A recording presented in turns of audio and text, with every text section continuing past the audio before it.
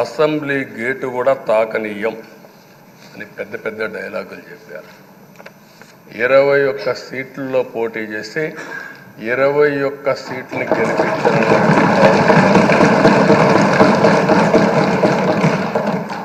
Why not 175 అని చెప్పి 11 కూడా తెచ్చుకోలేని నాయకత్వం. అంటే ఏ విధంగా మాట్లాడారు అనేదానికి ఇది ఒక ఉదాహరణ. ఆ రోజు పవన్ కళ్యాణ్ గారు చాలాసార్లు, నేను కూడా అన్నాను, బయట చాలామంది అభినందించారు. ఎక్కడ తగ్గాలో తగ్గడం, ఎక్కడ గెలవాలనో గెలవడం నేర్చిన వ్యక్తి పవన్ కళ్యాణ్ గారు. ఈరోజు మనందరం కూడా గుర్తుపెట్టుకోవాల్సింది, రాజకీయాల్లో సుదీర్ఘమైన రాజకీయాల్లో ఉన్నాం. మొత్తం కలిసి 16వ సభ. మీ అందరికంటే సీనియర్ మోస్ట్ నేను. 8 + 1 9వసారి, అంటే 16 సభల్లో 16వ సభ 9 సభల్లో ఉన్నాను. అంటే అన్ని సభలను చూశాను. నా జీవితంలో ఎప్పుడూ చూడని సభ మొన్న జరిగిన సభ, 15వ శాసనసభ. కానీ ఇప్పుడు నేను కోరుకునేది మీ దగ్గర నుంచి, అది ఒక చెడు సభ కింద, ఒక కౌరవ సభ కింద మనం భావించాం. కానీ అత్యున్నతమైన సభగా 16వ శాసనసభని నిర్వహించే బాధ్యత మనందరిపైన ఉంది. గౌరవప్రదంగా నిర్వహించాలి.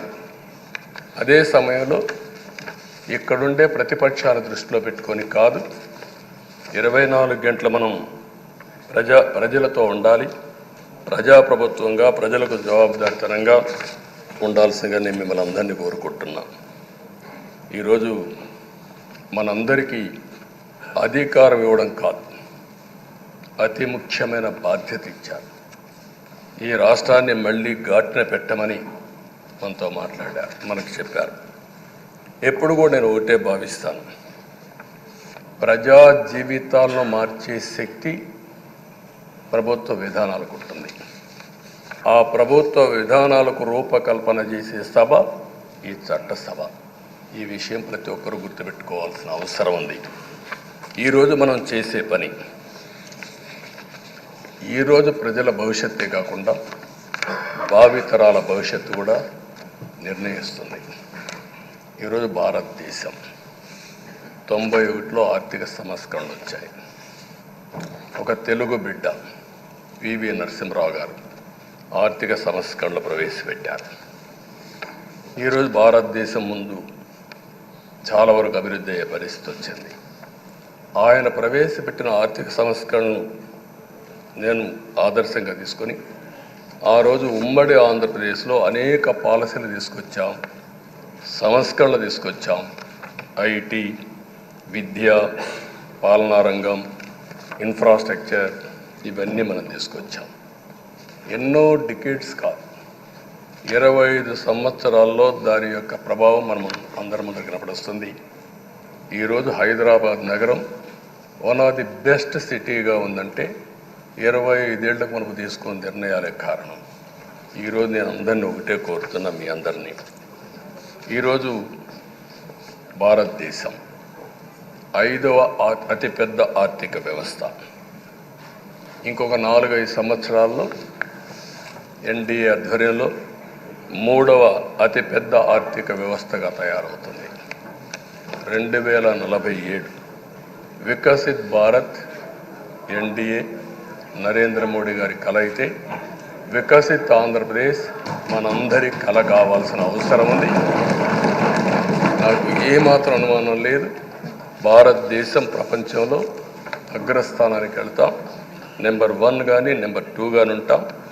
అదే సమయంలో మనందరి ఆశయం, మనం చేసే చట్టాలన్నీ కూడా తెలుగువారు ప్రపంచంలోని నెంబర్ 1గా ఉండాలని, ఆంధ్రప్రదేశ్ని జీరో పావర్టీ స్టేట్గా తయారు చేసి ఆర్థిక అసమానతలు తగ్గించే విధానానికి ఈ సభ శ్రీకారం చుట్టాలని కోరుకుంటూ, దానికి అయ్యన్న పాత్రుడు గారి అధ్యక్షతన మనం ముందుకు పోవాలని చెప్పి మనస్ఫూర్తిగా కోరుకుంటున్నాను.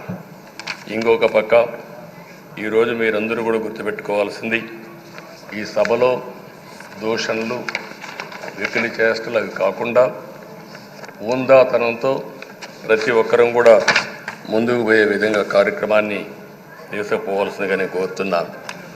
16 సభలు మనం చూసాం. ఈ 16 సభలు మీరు చూస్తే ఆంధ్రప్రదేశ్ శాసనసభ హేమాహేమీలు వచ్చారు.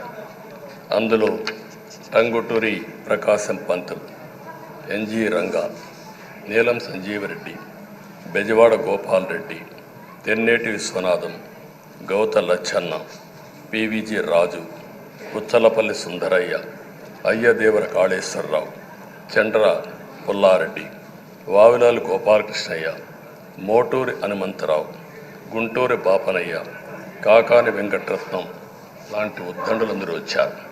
వీళ్ళు కాకుండా పివి నరసింహారావు ఈ రాష్ట్రంలోని పుట్టి కేంద్రం నుంచి ఆర్థిక సంస్కరణలు తీసుకొచ్చారు.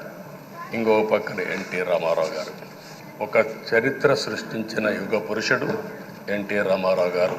వీళ్ళందరూ మనకు ఆదర్శం కావాలని మనస్ఫూర్తిగా కోరుకుంటున్నాను. అందుకని ఈరోజు ఒక పక్కన చూస్తే చట్టసభల విలువ తెలిసిన వ్యక్తి అయ్యన్న పాత్రుడు గారు. అనేక సందర్భాల్లో ఒక్కోసారి ఆవేశాలు మెంబర్లో వచ్చాయి. అవన్నిట్లో మీరు కూడా భాగస్వాములుగా ఉన్నారు. కానీ ఈరోజు నేను కోరుకునేది మీ ఆధ్వర్యంలో రాజ్యాంగ స్ఫూర్తి నిలుస్తుందని, ప్రజాస్వామ్యాన్ని కాపాడతారని, ఈ సభ హోందాగా నడుస్తుందని దాంట్లో నాకు ఏమాత్రం అనుమానం లేదు. ఆ నమ్మకం ఉంది. దానికి మరొక్కసారి మీ యొక్క ఆధ్వర్యంలో భగవంతుడు అన్ని విధాల మీకు ఆ శక్తినివ్వాలని, తప్పకుండా ఈ అసెంబ్లీ సెషన్స్లో ఈ 5 ఏళ్లలో రాష్ట్రానికి కొన్ని సమస్యలు ఉన్నాయి. వాటి మీద ఎక్కువ మనం ఫోకస్ పెట్టాల్సిన అవసరం ఉంది.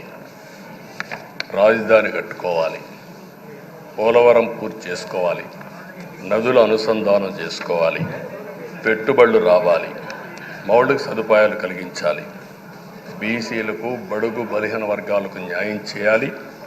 ఏది చేసినా పేదవాళ్ళ దృష్టిలో పెట్టుకొని ఈ అసెంబ్లీ చేసేటప్పుడు మీ అపారమైన అనుభవాన్ని మీరు ఉపయోగించుకొని ఈ సభను సక్రమైన దారిలో నడిపించడానికి మీరు దోహదం చేయాల్సిందిగా మిమ్మల్ని అందరినీ కోరుకుంటూ, ఈరోజు మీరేసే మీ ఆధ్వర్యంలో జరిగే చర్చలు 2047కి తెలుగు జాతి ప్రపంచంలోనే నెంబర్ 1గా ఉండడానికి, ఈ రాష్ట్రంలో పేదరికం లేని సమాజాన్ని నిర్మాణం చేయడానికి, ఆర్థిక అసమానతలు తగ్గించే దిశగా మన ప్రయాణం సాగడానికి పూర్తిగా మీ ఆధ్వర్యంలో సాగాలని చెప్పి కోరుకుంటూ, మరొక్కసారి మీకు భగవంతుడు అన్ని విధాలు